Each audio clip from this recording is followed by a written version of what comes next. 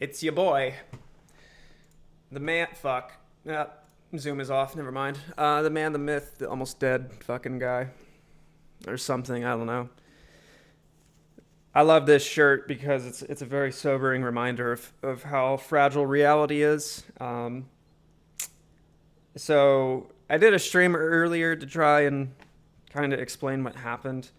To make a long story long, I woke up Wednesday morning or Wednesday afternoon, and I guess it was a combination of heat stroke, mild food poisoning, and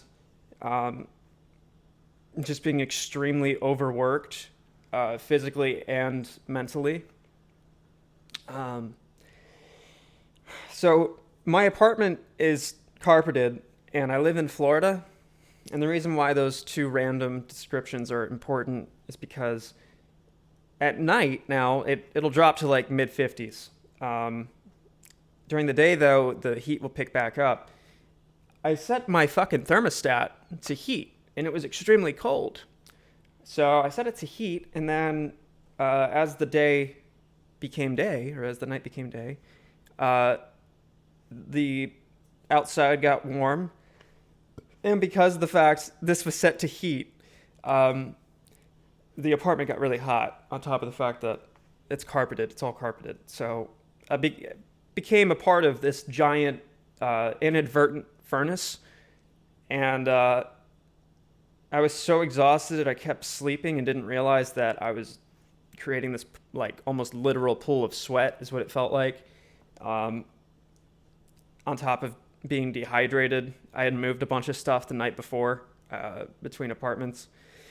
And I had this really horrible attack of vertigo, pretty much. I couldn't get out of bed. I was physically not only uncoordinated, but I didn't have the energy to do it. I tried calling my dad, and I couldn't talk. And I ended up crawling all the way from the bedroom there, throughout here, and into the kitchen to try and get some water. And the moment I got like the first drop, I felt extremely sick. So I tried getting up to rush to the bathroom, and I like fell. Like I looked like a zombie from Ascension, if anybody played Call of Duty Zombies from back in the day. Where like I'd get up and start to move, and then I would subsequently fall because of a lack of coordination. And you throw in like intermittent panic attacks or the beginnings of throughout all of this, and it was a really fucking terrible experience. I haven't had anything like that in a while. That just degree of misfortune, I guess, or I don't know what you call it. So it was a very humbling reminder that I'm only human, which is my greatest downfall, but also my greatest strength. And I went to the hospital. I called 911, and that was also very frightening. Just kind of going back to that, because I couldn't get my address out. That was how fucking just drained I was. I could barely speak. Like just creating the different patterns of tension throughout my vocal cords. The energy to do that was non-existent because I was so just bleh. So got to the hospital and they got me an IV and ran a bunch of tests, and basically just came out to a really bad case of vertigo and dehydration. Which to me was never in my foresight. There was nothing to warn me of that. Like, yeah, I have a pretty bad problem with carbonated drinks and caffeine. But never like, there was no like foreplay. There was no like, yeah, you feel kind of shit, you know? There was no indication to it. I just woke up and I thought I was going to die. That's what it felt like. So anywho, my point in all of this is, after all this was said and done, I was in the hospital for I think like 8 hours or something.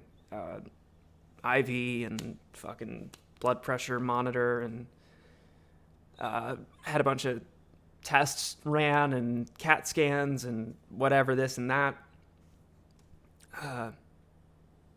My dad hands me my phone and he's like, "Do you want to, check on everything?" I'm like, "No, I don't actually. I don't want to." It was kind of sobering. It was a very peaceful time.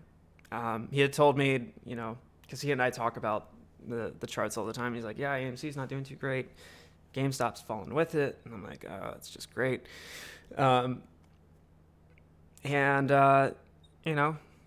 Just tried to mentally persevere through all that shit. And finally, I do look at my phone, and tons of fighting, tons of everybody just going at one another's throats. And, there was some sprinkling of rationale. Obviously, it was a very chaotic time for everybody as far as the charts go. But even after the fact, I woke up today finally, because I've basically been in bed for the past 2 days, 3 days, and there's still just all this fucking noise, man. I've been there. I've been a pretty, pompous virtue signaling fuck before. I get it, but that wasn't ever my identity. That's not what I made myself to be in this. I get frustrated. I call people out. I do this and that. But that's that is a blue moon kind of thing now. The primary traits of me are about digging and analyzing and trying to uncover anything that hasn't been uncovered yet. And I take a lot of pride in that. But it's the reverse for some people. It's the reverse, where it's like they make their identity out of crass criticisms, and unwarranted at that. They make an identity for themselves by being this person who doesn't yield anything of substance. It's just noise. And after having what happened yesterday for me, it's brought a lot of things into perspective. Because if I did die yesterday, I wasn't super close to death, but at the time it felt like it. And I did have that run by my psyche a couple times, where it was like, what have I fucking accomplished throughout all of this? Which is a mindset that I adapted a long time ago. I don't know if anybody's ever watched the 2005 commencement speech that Steve Jobs did for Stanford. If you haven't, you should. But I've watched that video at least once a week since I was 12 years old. And one of the things that he's talked about is how humbling mortality is when you have a sense of calling in this world. And death is one of the most beautiful and most fucked up things that will ever grace humanity. And it's set up to get out with the old and bring in the new. And that is what keeps the world going round.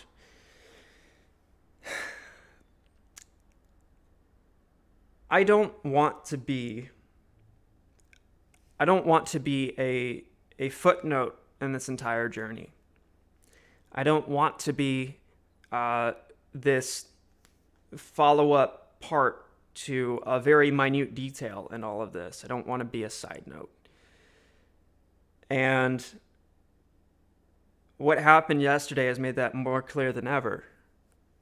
And when I look around at the environment that I've created, which most of it is good, I think. A lot of people are able to express their thoughts freely now.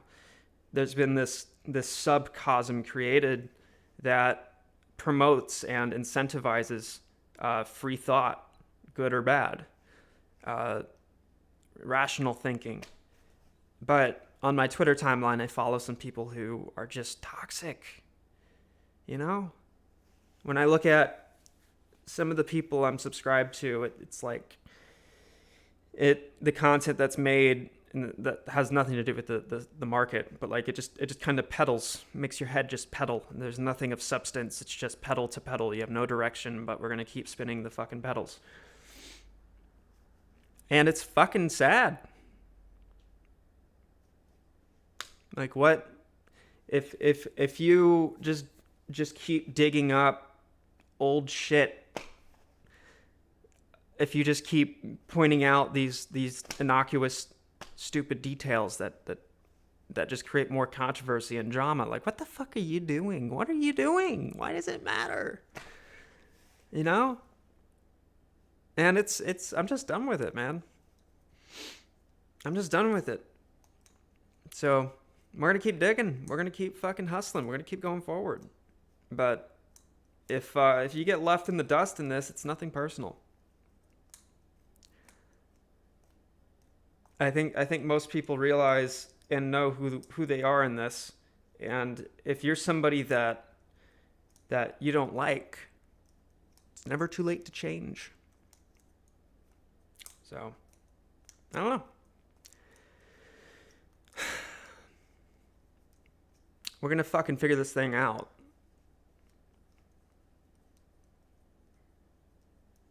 If you're somebody who still gets caught up in drama and lets it get in the way of their work, and God forbid you make that your work,